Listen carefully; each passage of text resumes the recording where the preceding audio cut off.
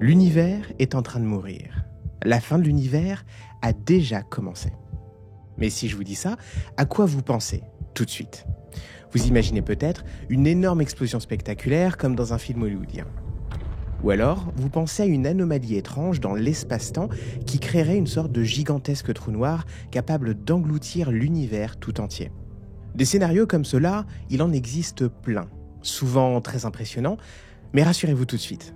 Ce sont presque toujours des scénarios de science-fiction, très loin de ce que nous dit vraiment la science.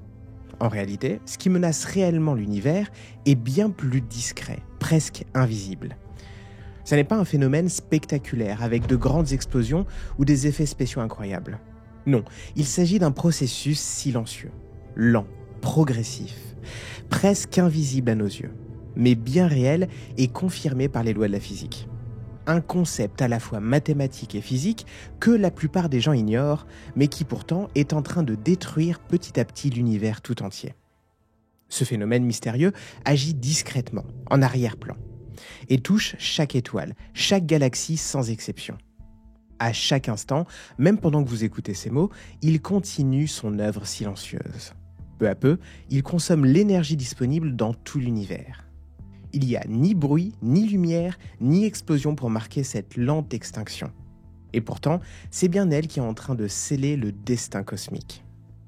De nombreux scientifiques sont même convaincus que, parmi tous les scénarios possibles pour la fin de l'univers, celui-ci est le plus probable. Cette fin tranquille, mais implacable, n'épargnera rien. Elle détruira les étoiles une par une, fera sombrer les galaxies dans l'obscurité jusqu'à finalement atteindre tout ce que nous connaissons, y compris notre planète. Mais alors, quel est exactement ce phénomène discret et pourtant si puissant ? Avant de vous l'expliquer précisément, il est indispensable de comprendre comment fonctionne une étoile. Pourquoi une étoile ? Parce que c'est justement dans le cœur des étoiles que tout se joue. L'énergie, la matière, la lumière et finalement tout ce qui existe dans le cosmos. Alors, avant d'aller plus loin, commençons par le commencement. C'est quoi exactement une étoile ? Et comment ça marche concrètement ? Une étoile, pour faire simple, c'est une boule de gaz géante qui brûle. Mais attention, ce n'est pas une boule de feu ordinaire. Une étoile, c'est en réalité un énorme réacteur nucléaire naturel. En son cœur, comme dans notre Soleil, la température et la pression sont tellement énormes que les atomes d'hydrogène fusionnent pour former de l'hélium. À chaque fusion, une quantité incroyable d'énergie est libérée sous forme de lumière et de chaleur. Mais alors là, une question toute simple. Si une étoile est un réacteur nucléaire géant, pourquoi est-ce qu'elle n'explose pas comme une bombe ? Pourquoi reste-t-elle stable ? La réponse, c'est ce qu'on appelle l'équilibre hydrostatique. D'un côté, la gravité pousse tout vers le centre, essayant de comprimer l'étoile jusqu'à la faire s'effondrer sur elle-même. Mais de l'autre côté, l'énergie libérée par les réactions nucléaires pousse de l'autre sens, vers l'extérieur, et résiste contre cette gravité. L'étoile se maintient donc vivante grâce à cette bataille permanente entre deux forces opposées. La gravité qui veut la détruire et la fusion nucléaire qui la maintient vivante. Tant qu'il reste assez de carburant, la fusion nucléaire est assez forte pour vaincre la gravité, et l'étoile continue de briller intensément. Ce carburant, c'est principalement de l'hydrogène. En fusionnant l'hydrogène, l'étoile produit donc de l'hélium et libère de l'énergie sous forme de lumière et de chaleur. C'est exactement comme ça que le Soleil brille depuis 4,6 milliards d'années. Mais attention, aucune étoile n'est immortelle. Dès leur naissance, leur destin est déjà écrit. Tôt ou tard, le carburant vient à manquer. Une étoile très massive brûle très vite son hydrogène, car elle a besoin de produire beaucoup d'énergie pour lutter contre sa force de gravité. Elle brille très intensément, mais elle s'épuise vite, en quelques millions d'années seulement. À l'inverse, une petite étoile consomme lentement son hydrogène, ce qui lui permet de briller doucement, mais pendant des dizaines, voire des centaines de milliards d'années. Quoi qu'il arrive, toutes ces étoiles finissent par manquer d'hydrogène. Lorsque ce moment arrive, la fusion nucléaire ralentit, l'énergie s'affaiblit et la gravité commence à reprendre le dessus. C'est là que commence réellement la fin d'une étoile, et cette fin peut être spectaculaire. Quand une étoile comme notre Soleil arrive au bout de son hydrogène, son cœur s'éteint doucement. Sans pression nucléaire pour la soutenir, elle s'effondre lentement. Mais cette chute provoque un dernier sursaut. Les couches extérieures de l'étoile chauffent à nouveau, ce qui rallume temporairement les réactions nucléaires. À ce stade, l'étoile gonfle énormément, devenant une géante rouge, bien plus grande qu'auparavant. Dans plusieurs milliards d'années, notre Soleil deviendra aussi une géante rouge et avalera probablement Mercure, Vénus, peut-être même la Terre. À partir de là, tout dépend de la taille initiale de l'étoile. Une étoile comme notre Soleil aura une mort relativement tranquille. Après avoir brûlé l'hélium qui restait, son cœur ne pourra plus continuer à fusionner les éléments plus lourds comme le carbone. La fusion nucléaire s'arrête définitivement et l'étoile expulse alors les couches externes dans l'espace. Ce gaz crée une belle nébuleuse colorée autour du cœur de l'étoile, qui reste en place sous la forme d'une naine blanche. Cette naine blanche est simplement le reste d'une étoile. Un objet très dense, chaud au début, mais qui va refroidir lentement sur des milliards d'années jusqu'à devenir une naine noire, froide et sombre. Pour les étoiles beaucoup plus massives, 8 fois la masse du Soleil, la fin est beaucoup plus violente. Après avoir brûlé tout leur carburant, ces étoiles explosent en supernova. Ces explosions comptent parmi les phénomènes les plus puissants de tout l'univers. En une fraction de seconde, l'étoile libère une quantité incroyable d'énergie, projetant ses couches externes remplies d'éléments lourds, comme l'or ou l'uranium, dans l'espace. Le cœur de l'étoile s'effondre brutalement pour former soit une étoile à neutrons extrêmement dense, soit un trou noir, selon sa masse initiale. C'est grâce à ces explosions que l'univers devient de plus en plus riche en éléments lourds, qui serviront à former d'autres étoiles, mais surtout d'autres planètes. Mais attention, ce n'est pas un cycle éternel. Chaque étoile brûle de l'hydrogène, mais cet hydrogène n'est pas infini. Petit à petit, le carburant de l'univers s'épuise. Et c'est là qu'intervient un concept fondamental pour comprendre pourquoi l'univers est condamné à mourir, l'entropie. Alors c'est quoi exactement l'entropie ? En simplifiant beaucoup, on peut dire que c'est une mesure du désordre ou de la dégradation de l'énergie dans un système. La deuxième loi de la thermodynamique nous dit clairement que, dans un système isolé comme l'univers, l'entropie ne fait qu'augmenter avec le temps. Dit autrement, l'énergie dans l'univers ne cesse de passer de formes très concentrées et utiles à des formes dispersées et beaucoup moins exploitables. Par exemple, revenons sur nos étoiles. Comme on l'a dit, elles brûlent leur hydrogène, qui est une forme d'énergie très organisée et très concentrée. En brûlant cet hydrogène, elles libèrent de la lumière et de la chaleur qui se dispersent dans tout l'espace. Mais jamais cette énergie dispersée ne reviendra toute seule vers l'étoile pour recréer de l'hydrogène neuf. C'est exactement ce phénomène qui définit la flèche du temps. Tout avance toujours dans une seule direction, du passé organisé vers le futur désorganisé. Quand on regarde en arrière, vers le passé, on voit donc de l'ordre. Par exemple, des étoiles jeunes avec beaucoup d'hydrogène prêts à être brûlées. Mais quand on regarde vers l'avenir, on ne voit que du désordre, de l'énergie qui s'éparpille dans l'espace, des étoiles éteintes, sans carburant. Ce processus est irréversible. Ce phénomène a une conséquence très profonde. Si on attend suffisamment longtemps, toute l'énergie présente dans l'univers finira par se répartir de manière homogène. Autrement dit, il n'y aura plus aucune différence de température, plus aucune énergie pour produire quoi que ce soit, et donc plus aucun mouvement possible. C'est ça ce qu'on appelle la mort thermique de l'univers.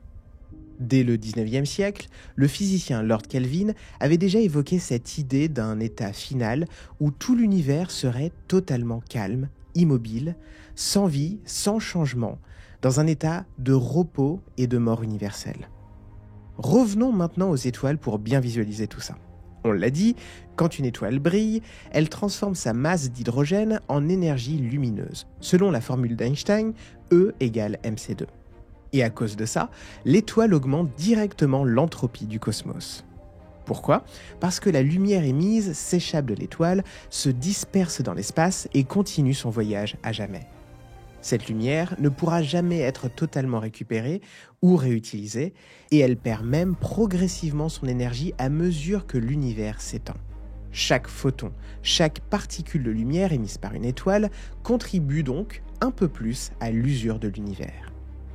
On pourrait penser que la formation d'étoiles est une création d'ordre, puisque le gaz diffus s'organise en boules de matière très structurées. Mais attention, ce n'est qu'une illusion. Parce que lorsque ce gaz se rassemble pour former l'étoile, il libère énormément de chaleur dans l'espace autour. Et cette chaleur dispersée augmente fortement l'entropie globale de l'univers. En clair, même lorsqu'on crée quelque chose d'apparemment ordonné comme une étoile, on paye cette création par une augmentation encore un peu plus grande du désordre autour. L'entropie est vraiment implacable. Globalement, le désordre finit toujours par gagner. Petit à petit, chaque génération d'étoiles qui naît et meurt, l'univers avance vers un état où il y a de moins en moins d'énergie exploitable pour créer du mouvement, de la lumière et de la chaleur. En fait, on assiste lentement à l'épuisement du potentiel même de l'univers. Ce concept d'entropie nous montre une réalité incontournable. Le temps cosmique ne peut jamais revenir en arrière. On voit des étoiles naître, vivre, mourir, enrichir leur environnement, mais en même temps, l'énergie utile se disperse et le carburant disponible diminue sans retour possible. Avec le temps, les étoiles vont devenir de plus en plus rares, de plus en plus faibles, jusqu'au jour où plus aucune nouvelle étoile ne pourra naître. C'est là que commencera la grande nuit cosmique, une nuit sans fin. Bon, on a bien compris comment l'univers vieillit à cause de l'entropie. Mais il est maintenant temps de parler d'un autre phénomène qui pousse lentement l'univers vers sa fin. L'expansion cosmique. Alors concrètement, qu'est-ce que ça veut dire ? Depuis le Big Bang, l'espace lui-même s'étend constamment, comme si vous gonfliez doucement un ballon. Les galaxies, elles, s'éloignent progressivement les unes des autres.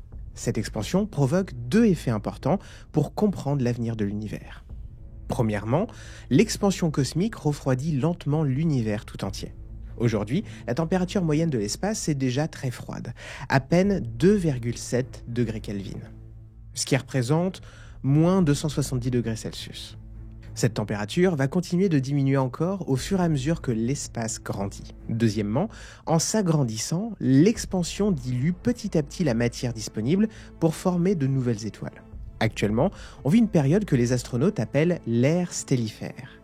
C'est une période pendant laquelle il y a énormément d'étoiles actives qui éclairent tout l'univers. Mais attention, ce moment ne va pas durer éternellement. C'est juste une étape temporaire.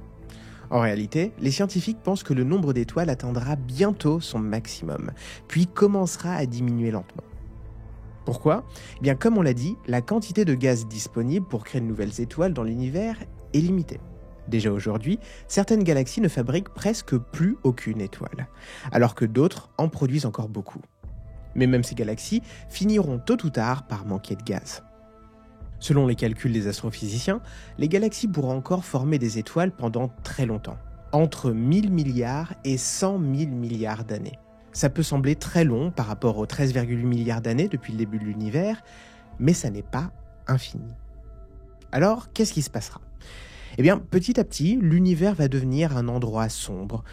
Les étoiles, géantes et brillantes, auront disparu depuis longtemps, car elles brûlent très vite leur carburant.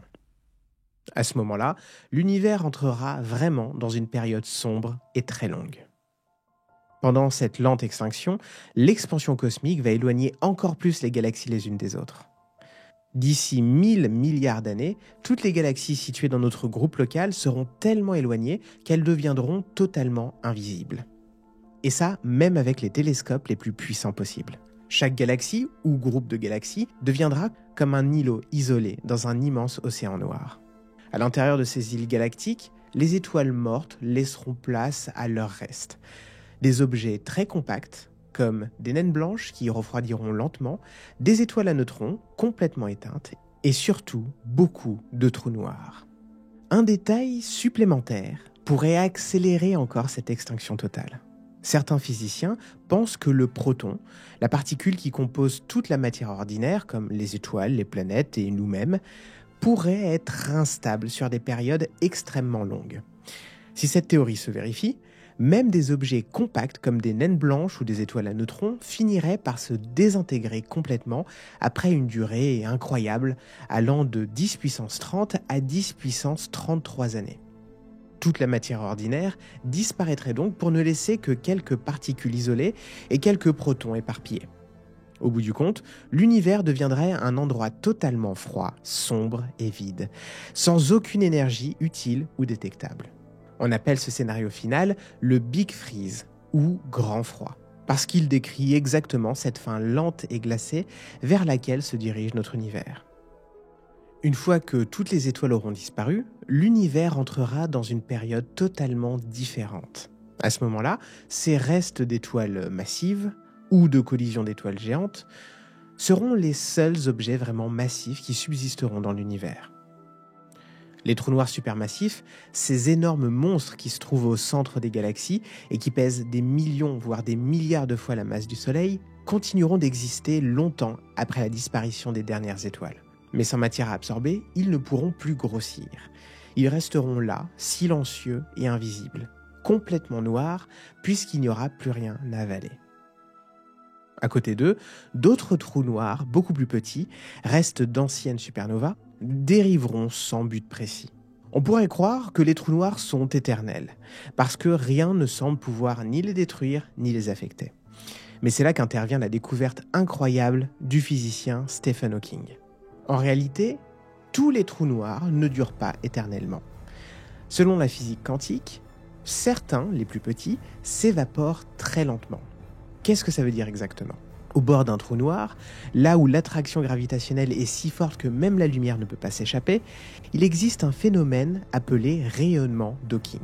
C'est un peu comme si le trou noir transpirait des particules et des photons en perdant ainsi très lentement leur masse.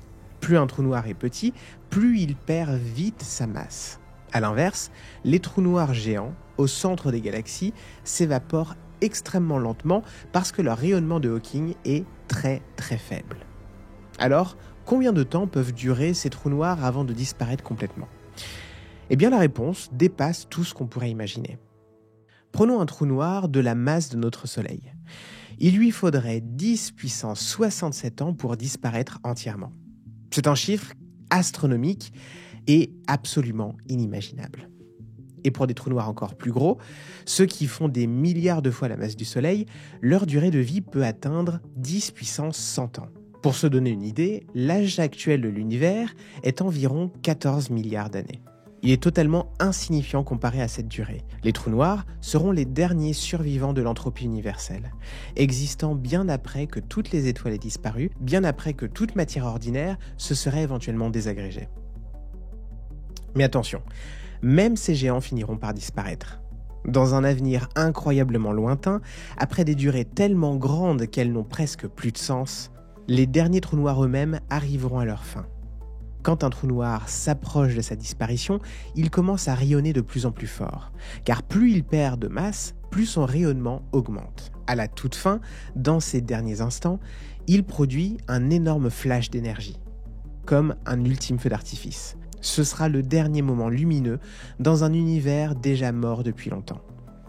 Après ce dernier sursaut, le trou noir s'éteindra définitivement et disparaîtra pour toujours. Quand les trous noirs auront fini par s'évaporer complètement, il ne restera pratiquement plus rien dans l'univers.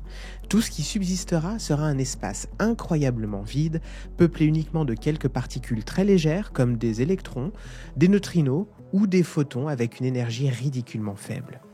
La température sera à peine au-dessus du zéro absolu, de manière parfaitement uniforme. À ce moment-là, l'univers aura atteint un état d'équilibre total, où plus aucun mouvement, aucune activité physique notable ne pourra se produire. Ce sera véritablement la fin ultime de l'univers. Ce destin, calme, froid et silencieux, est ce qu'on appelle le Big Freeze, l'état final où toute énergie utile a disparu pour toujours. Mais attention, il existe encore d'autres théories, d'autres scénarios alternatifs. En plus du scénario du grand froid, du Big Freeze dont on a parlé, il existe d'autres façons dont l'univers pourrait se terminer. Les scientifiques ont imaginé d'autres scénarios possibles, chacune avec son nom, le Big Crunch, le Big Rip ou le Big Slurp. Le Big Crunch, c'est un peu comme le contraire du Big Bang, le grand début de l'univers. Dans ce scénario, au lieu de continuer à s'étendre sans fin, l'univers pourrait s'arrêter de grandir, puis commencer à rétrécir progressivement. Comment est-ce que ça pourrait se produire ? Eh bien, imaginez que l'expansion de l'univers ralentisse peu à peu, puis s'arrête complètement avant de repartir en sens inverse. Au lieu de s'étendre, l'espace commencerait alors à rétrécir, un peu comme un ballon qui dégonfle. Pourquoi ça pourrait arriver ? Eh bien, si la gravité de toute la matière est suffisamment forte pour vaincre cette expansion, elle pourrait attirer de nouveau toutes les galaxies les unes vers les autres. Les galaxies se rapprocheraient progressivement, puis entreraient en collision, fusionnant ensemble pour donner naissance à une masse compacte et brûlante. Un petit peu comme si l'entropie s'inversait. Finalement, tout l'univers s'effondrerait en un point extrêmement dense et chaud, très semblable au point de départ du Big Bang. En fait, on pourrait imaginer ça comme un Big Bang mais à l'envers. Certains scientifiques pensent même que le Big Crunch pourrait mener à un nouveau Big Bang, un peu comme une boucle sans fin, où l'univers s'étend puis se rétracte encore et encore. Mais il y a un phénomène important avec cette idée, l'entropie. À chaque cycle, le désordre augmenterait toujours plus, ce qui rend difficile d'imaginer un univers qui renaîtrait indéfiniment. Par contre, le Big Crunch est loin d'être le scénario le plus probable. Parce que les mesures actuelles indiquent que l'univers continue à s'étendre et même qu'il s'étend de plus en plus vite à cause de quelque chose d'étrange qu'on appelle l'énergie noire. Autrement dit, pour l'instant, rien n'indique que l'univers se contractera un jour à nouveau. Il existe une autre théorie qu'on appelle le Big Rip ou grande déchirure. Alors de quoi est-ce qu'on parle exactement ? Au lieu d'un univers qui finit par se rétracter, le Big Rip décrit un univers dont l'expansion s'accélère tellement qu'il finit par tout déchirer sur son passage. Actuellement, on sait déjà que l'expansion de l'univers est en train d'accélérer, poussée par quelque chose que les scientifiques appellent l'énergie noire. C'est une sorte de force mystérieuse qui fait que l'univers grandit de plus en plus vite. Mais imaginez maintenant que cette énergie noire devienne encore plus puissante avec le temps. Au lieu de simplement continuer d'accélérer lentement, l'expansion pourrait devenir si rapide que tout finirait par se détacher et se désintégrer. C'est exactement le scénario du Big Rip. Comment ça se passerait ? Eh bien au début, rien de très différent d'aujourd'hui. Les galaxies les plus éloignées s'éloignent de plus en plus vite jusqu'à disparaître complètement de notre vue. C'est déjà ce qui est en train d'arriver. Ensuite, même les groupes de galaxies qui normalement restent liés par la gravité commenceraient à se séparer. Puis rapidement, les galaxies elles-mêmes comme notre Voie lactée ne pourraient plus tenir ensemble. Les étoiles continueraient à s'échapper dans toutes les directions. En avançant encore dans le temps, l'énergie noire deviendrait tellement puissante qu'elle s'attaquerait au système stellaire comme le nôtre. Notre Soleil ne pourrait plus retenir les planètes, et celles-ci seraient arrachées de leur orbite et projetées dans l'espace. Mais ce scénario ne s'arrête pas là. Il devient encore plus extrême.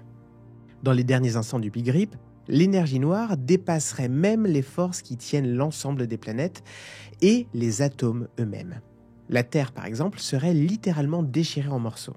Puis ces morceaux seraient eux-mêmes déchirés en morceaux encore plus petits jusqu'à ce que les atomes soient brisés en particules élémentaires isolées. Vous l'avez compris, ce scénario est encore plus dramatique. Mais attention, il dépend entièrement de la nature exacte de l'énergie noire. Aujourd'hui, la plupart des données indiquent que l'énergie noire est relativement stable, ce qui signifie qu'un Big Rip est très improbable. Cependant, il y a encore des incertitudes. Certains calculs montrent que l'énergie noire avait une nature particulière, appelée énergie noire fantôme, avec une pression négative qui augmente avec le temps. Alors, un Big Rip pourrait effectivement se produire. Le cosmologiste Robert Cadwell avait même calculé en 2003 que si cette énergie noire fantôme existe, alors le Big Rip pourrait arriver dans environ 22 milliards d'années. Bien sûr, ce chiffre est très incertain. Selon les propriétés exactes de cette énergie mystérieuse, cette déchirure finale pourrait être beaucoup plus éloignée dans le temps ou même ne jamais arriver du tout. Mais maintenant, je vais vous parler d'un troisième scénario, un peu étrange, qu'on appelle le Big Slurp, ou grand avalement. Il s'agit d'une fin très différente des deux précédentes, liée à une sorte de changement profond dans la structure même de l'espace. Alors, c'est quoi le Big Slurp ? Pour comprendre, il faut savoir que l'espace autour de nous n'est pas vraiment vide comme on pourrait le penser. Même ce qu'on appelle le vide contient quelque chose, des champs quantiques. Le plus célèbre de ces champs, c'est le champ de Higgs, celui qui donne leur masse aux particules élémentaires. Aujourd'hui, notre univers semble se trouver dans un état plutôt stable de ce champ de Higgs. Mais attention, il pourrait exister un autre état de vide, encore plus stable, avec une énergie plus basse que celui dans lequel on vit aujourd'hui. En clair, notre univers pourrait être coincé dans une sorte de faux vide, un état stable, mais pas forcément définitif. Le Big Slurp se produirait si notre univers basculait soudainement de cet état de faux vide à un état de vrai vide, plus stable avec une énergie encore plus basse. Et cette bulle de vide commencerait aussitôt à s'étendre dans toutes les directions à la vitesse de la lumière. Parce que ce nouvel état serait plus favorable, plus stable que l'ancien, un peu comme si tout l'univers essayait de se mettre à l'état le plus bas possible d'énergie. À mesure que la bulle avance, elle remplacerait complètement ce faux vide dans lequel nous vivons par ce nouveau vide. Mais qu'est-ce que ça signifierait concrètement pour nous ? Eh bien, rien de bon malheureusement. Cette bulle, en avançant à la vitesse de la lumière, changerait brutalement les lois de la physique que nous connaissons. Les atomes, les molécules, tout ce qui compose la matière que nous connaissons aujourd'hui pourrait probablement ne pas survivre à ce changement soudain. En clair, il serait instantanément détruit à l'intérieur de cette bulle. Ce serait un peu comme une énorme vague qui effacerait complètement tout sur son passage et réinitialiserait totalement notre univers. Notre partie du cosmos serait remplacée par quelque chose de complètement nouveau, mais complètement incompatible avec la vie et même la structure actuelle de notre matière. Alors une question se pose. Est-ce que cela pourrait détruire tout l'univers d'un coup ? Eh bien, pas forcément. Si l'univers est infiniment grand, il est possible que certaines régions très éloignées échappent à cette catastrophe simplement parce qu'elles s'éloignent plus vite que la vitesse d'expansion de la bulle.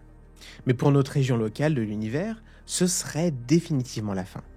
Le pire dans tout ça, c'est que nous ne verrions même pas arriver la catastrophe puisqu'elle se déplace à la vitesse de la lumière.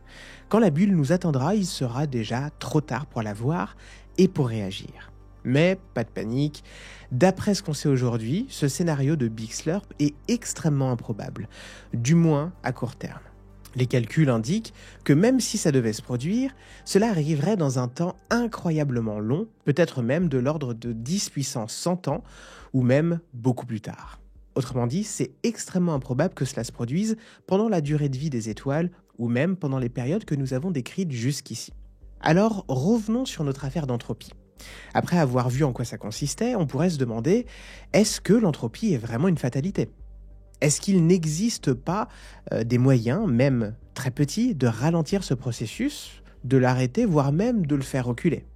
Eh bien, commençons par regarder du côté de l'infiniment petit, là où les règles habituelles ne semblent pas toujours valables. À cette échelle microscopique, les lois de la physique sont étranges. Elles marchent dans les deux sens du temps. En théorie, si on filme un événement à l'échelle atomique, le film passé à l'envers paraîtrait tout aussi logique. Et plus fascinant encore, des expériences récentes en physique quantique ont même montré qu'un système très petit pouvait spontanément retrouver de l'ordre, comme si l'entropie reculait un bref instant. Imaginez un verre d'eau chaude. Au lieu de se refroidir tout seul, il se réchaufferait soudainement davantage. C'est exactement ce qui semble arriver à toute petite échelle, très brièvement. Bien sûr, cela ne dure qu'un instant très court, avant que tout revienne à la normale. Mais c'est une preuve que, dans l'univers quantique, l'entropie peut marquer des pauses et même reculer légèrement avant de reprendre son cours initial. Il existe aussi des théories, encore plus subtiles, où la réponse ne vient ni de l'infiniment petit ni de l'infiniment grand, mais plutôt de la structure même de l'espace-temps.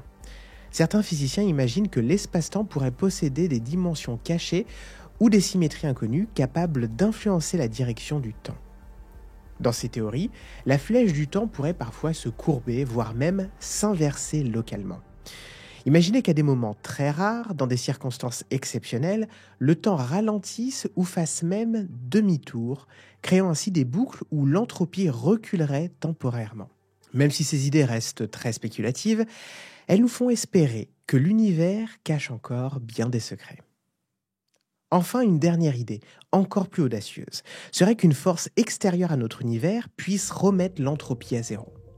On pourrait imaginer quelque chose qui existe au-delà de notre univers, de notre espace et de notre temps, peut-être une énergie ou une loi plus vaste encore inconnue. Si cette force interagissait avec notre univers, elle pourrait éventuellement disperser le chaos accumulé et permettre un nouveau départ. Toutes ces idées nous rappellent que le destin de l'entropie n'est peut-être pas aussi fixé que l'on pense. L'univers cache encore de nombreux mystères, et peut-être que la flèche du temps elle-même nous réserve encore des surprises. En fin de compte, même si nous ignorons encore beaucoup de choses, l'univers a toujours la capacité de nous étonner. Et il pourrait garder quelque part, dans ses profondeurs, la possibilité d'un renouveau.